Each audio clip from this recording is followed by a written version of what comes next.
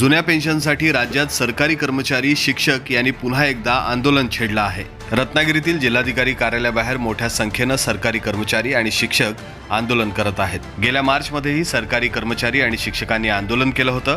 त्यावेळेला शासनाने आम्हाला आश्वासन दिलं होतं की आम्ही लवकरच जुन्या पेन्शन संदर्भात निर्णय देऊ, पण अद्यापही त्या संदर्भात कोणताही निर्णय आलेला नाहीये। मुख्यमंत्र्यांनी आम्हाला आश्वासन दिलं होतं, त्या आश्वासनानंतर आम्ही आंदोलन मागे घेतलं होतं, पण आता पुन्हा एकदा आमच्यावर आंदोलनाची वेळ आली आहे, कारण आमच्या मागण्या अद्यापही मान्य झाल्या नाहीयेत। संपूर्ण राज्यामध्ये सध्या काम बंद आंदोलन आहे। यापुढे आंदोलन अधिक तीव्र करू असा इशारा सुद्धा या सर्व कर्मचाऱ्यांनी दिला आहे।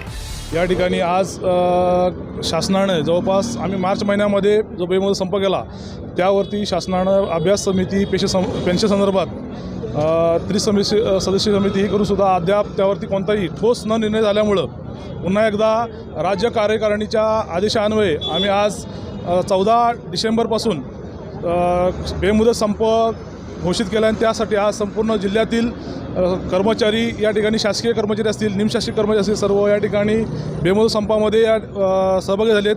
तसेच आम्ही तालुका स्तरावर सुद्धा जे शासकीय निमशासकीय आपले कर्मचारी बंधू भगिनी आहेत त्यांनासुद्धा तहसीलदार कार्यालयाजवळ त्यांना बेमुदत संप आणि एकत्र होण्यासाठी शासनाविरुद्ध आपण घोषणा देऊन आपले ज्या मागण्या आहेत, ज्या त्यामध्ये प्रामुख्याने आपली अग्रक्रमाची मागणी आहे जुन्या पेन्शन संदर्भात, तिथं आहेच, पण त्याबरोबर आपल्या ज्या प्रलंबित ज्या अजून 18 मागण्या याबाबत शासनानं मागणीपत्रसुद्धा दिलेलं आहे, तर शासनानं त्यावरती लवकरात लवकर ठोस निर्णय घेऊन आम्हाला कर्मचाऱ्यांना ज्या आमच्या रास्त मागण्या आहेत त्या रास्त मागण्यांसाठी आम्हाला न्याय द्यावा, यासाठी आम्ही शासन दरबारी 14 डिसेंबरपासून हे संपाचं जे आयोजन आहे ते या ठिकाणी पुन्हा आम्ही उपसलेलं आहे।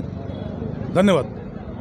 आजच्या संपामध्ये किती लोकांनी सहभाग घेतला? या आजच्या संपामध्ये जवळपास 5000च्या पेक्षा जास्त कर्मचारी बंधू भगिनी या ठिकाणी आज संपामध्ये उपस्थित आहेत। शासनाचा संपूर्ण यामध्ये जिल्ह्यातील संपूर्ण संवर्ग संलग्न संघटना, त्यामध्ये आरोग्य संघटना असतील, जिल्हा परिषद महासंघाचे सर्व कर्मचारी असतील, तंत्रशिक्षक कर्मचारी असतील, महसूल संघटनेचे सर्व कर्मचारी बंधू भगिनी या ठिकाणी या संपामध्ये उतरलेले आहेत। संपूर्ण राज्यामधून जवळपास 17 लाख कर्मचारी या आंदोलनामध्ये सहभागी झाले आहेत। आपल्या मागण्यांसाठी हे सर्वजण आग्रही आहेत। दरम्यान मुख्यमंत्री एकनाथ शिंदे यांनी या संदर्भात महत्त्वाची घोषणा केली आहे।